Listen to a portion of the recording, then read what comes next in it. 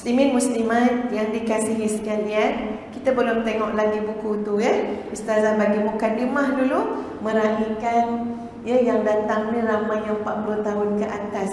Dah silap sasaran. Tapi tak apa ya. Tak apa, semua ni adalah para dai insya-Allah yang tidak mendengar semata-mata tapi akan balik menyampaikan pada anak-anak kita ya insya-Allah. Dalam satu firman Allah surah Al-Fatir, surah Fatir ayat 37, Allah berfirman, A'udzu billahi minasyaitonir rajim. Awalam nu'ammirkum ma yatadhakkaru fihi man tadhakkaru wa ja'akumun nadhir. Apakah kami tidak memanjangkan umurmu dalam tempoh yang cukup untuk berfikir bagi orang yang mahu berfikir? Wa ja'akumun nadhir, apakah tidak datang kepadamu orang yang memberikan peringatan? Menurut Ibnu Abbas, Hasan Al-Basri, Wahab bin Munabbih dan Masruq ketika mana menjelaskan tentang ayat tadi, mereka kata apa? Bila Allah sebut, apakah kami tidak cukup memanjangkan umur kamu untuk kamu menjadi orang yang berfikir? Maka kata ulama-ulama ataupun orang-orang yang mentafsirkan tadi, kata ahli tafsir tadi tuan-puan sekalian, umur panjang tu maksudnya berapa tahun? Jawabnya adalah ketika mana seseorang itu berusia 40 tahun. Semacam ada satu soalan kepada orang yang telah sampai usia 40 tahun, tak cukup lagi ke kami berikan kepada kamu umur dan kami lanjutkan kepada kamu umur dalam kurungan tuan-puan sekalian sampai kamu mencecah usia 40 tahun. Tak cukup lagikah kamu nak jadi orang yang mahu berfikir? Jadi subhanallah, muslimin muslimat sekalian, orang-orang yang usia 40 tahun ke atas sebenarnya adalah ahli-ahli tafakkur. Bukan ahli berdengkur. Faham? Ya, asal naik kereta tidur, tak apalah orang tua. Ya, asal datang kuliah cari tiang. Dia niat awal-awal dah. Ya, tidur, tak apalah orang tua. Tak. Tengok dalam ayat ni tuan-puan sekalian, masuk usia 40 tahun jadi apa? Jadi ahli tafakkur. Sepanjang 40 tahun yang Allah berikan kita nyawa, kita umur, terlalu syarat dan terlampau banyak nilai yang boleh kita renungkan, kita nampak, kita dengar. Masya Allah, Masya Allah. Ilmu daripada pengalaman ni tuan-puan sekalian memang satu ilmu yang sangat meresap dalam jiwa kita. Dan Allah bagi cukup 40 tahun pengalaman hidup, boleh pandang, boleh dengar, boleh rasa. Apakah yang kita pandang tak menjadikan kita ahli tafakkur? Apakah yang kita dengar tak menjadikan kita ahli tafakkur? Semalam tuan-puan sekalian, Ustazah talk show dengan suami Dr. Azhar ya, bercakap tentang hala 7 rumah tangga sakinah. Agak-agak nak fikir pasal hala 7 ni nak kena berfikir ke tidak? Kena berfikir. Ya, ustaz tanya, ustazah jawab. Ustaz tanya, ustaz jawab. Dia berdua, tak ada moderator. Ya, jadi ikut pandai kita orang lah. Ustaz tanya soalan, soalan terbalik. Tak bincang pun dengan ustazah. Tanya, kenapa keluarga tak bahagia? Bukan tanya macam mana nak bagi keluarga bahagia. Soalan dia, kenapa keluarga tak bahagia? Jadi spontan nak kena jawab. Alhamdulillah yang terfikir masa tu jawapan ustazah, sebab kita tak sungguh-sungguh nak bahagia. Kita tak guna akal kita. Tengok ayat dalam surah Ar-Rum ayat 21. Allah sebut apa tentang kekeluargaan, tentang nilai berpasangan. Wa min ayatihi an khalaqa lakum min anfusikum azwaja. Dan daripada tanda-tanda kekuasaan Allah, ialah menjadikan kamu ini, suami dan isteri ini apa dia? Berpasang-pasangan. Tujuan dia apa? Litaskunu ilaiha wa ja'ala bainakum mawaddatan wa rahmah. Inna fi dzalika laayatin liqaumin, sambung. Nak yang ujung je. Liqaumin yatafakkarun. Hatta kita nak keluarga kita bahagia pun tuan-puan, liqaumin yatafakkarun. Guna akal, berfikir. Tengok pengalaman yang sudah-sudah. Kamu boleh bina kebahagiaan dengan menjadikan apa yang telah kamu nampak, kamu dengar, kamu rasa. Pengalaman hidup tu mahal. Liqaumin yatafakkarun. Allah jadikan daripada diri kamu pasangan. Litaskunu ilaiha, untuk kamu merasa tenang dengannya. Wa ja'ala bainakum mawaddatan wa rahmah. Bahkan Allah letakkan 3 lagi ramuan. Setelah sakinah yang pertama, mawaddah wa rahmah, kasih sayang dan kasihan belas. Yang demikian itu adalah tanda-tanda kepada kaum yatafakkarun, yang menggunakan akal. Kalau tak guna akal dalam keluarga, masakan boleh bahagia. Guna apa dalam keluarga?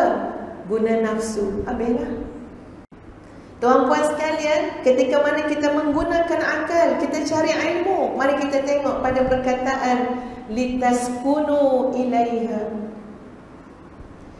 Litaskunu ilaiha, kalau kita belajar bahasa Arab, taskunu ini adalah fi'il. Siapa boleh jawab? Kata masuk kelas Arab kakak kan, ya? Masa dengar tu kat telinga, ya? Tak boleh ustazah, hari ni tak boleh ada kelas bahasa Arab. Okey, taskunu fi'il apa? Fi'il mudhari'. Betul kan? Oh, tak pasti, ya? Okey, dah confused, tak apalah, ya? Litaskunu ilaiha fi'il mudhari'. Ketika mana digunakan fi'il, padahal boleh saja nak gunakan kata-kata terbitan, ya, maknanya lisakinah ke, menggunakan kata terbitan, bukan kata perbuatan, ya. Tapi kat situ guna kata perbuatan, dan kata perbuatan itu adalah fi'il mudhari'. Maksud dia apa? Seakan-akan mesti ada usaha daripada pihak suami, sehingga dia juga boleh menjadikan ataupun mengambil manfaat ketenangan daripada isterinya. Litaskunu ilaiha. Fi'il mudhari' itu sendiri, tuan-puan sekalian, memberikan maksud istimrar. Ini adalah usaha yang sepanjang-panjang kehidupan berumah tangga akan dilakukan. Litaskunu ilaiha juga bermaksud kena ada effort juga daripada suami nak buat isteri itu supaya jadi isteri yang menyenangkan. Kat mana kita nak tahu semua ni? Kita kena belajar. Belajar bukan pakai nafsu. Belajar pakai akal. Belajar pakai hati. Belajar, ya, kadang-kadang dan kebanyakan masa belajar itu mesti pakai iman. Ya, ada banyak benda tak terfikir di akal, terbatas akal untuk faham, tapi dengan adanya iman, ya, kita percaya, kita yakin dan kita akan dapat cuba untuk memahaminya. Jadi dalam ayat surah Fatir 37 tadi, tengok Allah tanya, tak cukup ke umur 40 tahun? Kamu tak jadi orang berfikir lagi? Katalah kamu nak bahagia rumah tangga kamu, kamu kena guna akal kamu. Ya, insya-Allah kamu boleh bahagia. Kamu nak jadi berjaya, kamu kena guna akal kamu. Kamu kena jadi orang yang rajin bertafakkur. Dan subhanallah, tuan-puan sekalian, ya, orang-orang yang bertafakkur ni, sebenarnya tafakkur itu adalah salah satu daripada rukun mujahadah ataupun nak jadi orang-orang yang soleh dan orang-orang yang baik. Tafakkur. Baik. Satu lagi hadis Nabi SAW, riwayat Imam Ahmad, tuan-puan sekalian. Ustazah bacakan maksudnya sahaja. Seorang hamba Muslim bila usianya mencapai 40 tahun, Allah akan ringankan hisab ataupun perhitungan amalnya. Ini ihsan Allah, rahmat Allah yang sangat luas. Nampak 40 dah umur hamba tu, maka Allah akan permudahkan hitungan amal. Contohnya macam mana? Ni contoh ya, Ustaz dah keluar daripada cerita hadis tadi. Contoh dia macam mana? Kadang-kadang bila usia kita 40, 50 ya tuan-puan, ada beberapa amalan yang kita tak dapat buat seperti mana aktif dan cergasnya kita buat masa kita muda. Orang dah sakit lutut, dah sakit belikat, mata dah tak nampak, kencing manis, gaut, ya. Nak datang kuliah ilmu dah tak boleh. Nak kena nunggu telefon anak cucu tolong hantar. Kena anak cucu ada program yang lain, tak dapat hantar. Tapi Allah lebih kurang dengan orang-orang seperti ini. Kalau kita lihat pada hadis yang lain ada menyebut mafhumnya, seseorang itu walaupun dia dalam keadaan sakit, tapi pahalanya mengalir umpama dia dalam keadaan sihat. Maksud dia apa tuan-puan sekalian? Dia pernah buat amalan tu sepanjang dia sihat. Tiba-tiba dia sakit, dia dapat tak pahala amal tu? Dia dapat. Kerana sekarang dia tak buat kerana dia diuji dengan sakit. Tapi terbukti semasa dia sihat, dia melakukan amal tersebut. Sama juga, masa dia muda, dia buat amal tersebut. Dia pergi cari ilmu.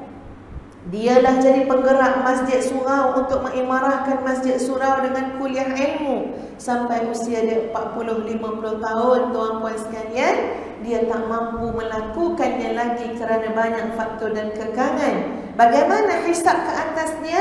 InsyaAllah perkara yang dia buat pada masa muda terhalang dibuat pada masa tua kerana kesihatan dan sebagainya. InsyaAllah pahalanya akan mengalir.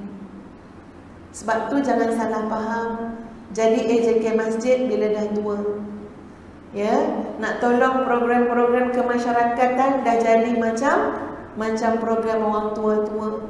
Tengok kadang-kadang AJK tu ya, semua penuh beg dengan ubat tu, darah tinggi, kencing manis, tapi jadi AJK pendaftaran. Mana pergi orang muda? Kalaulah orang muda faham tuan-puan dengan konsep ini, bagaimana rahmat Allah kepada orang tua. Tapi ingat, masa muda, masa sehat telah kita manfaatkan di atas jalan yang benar.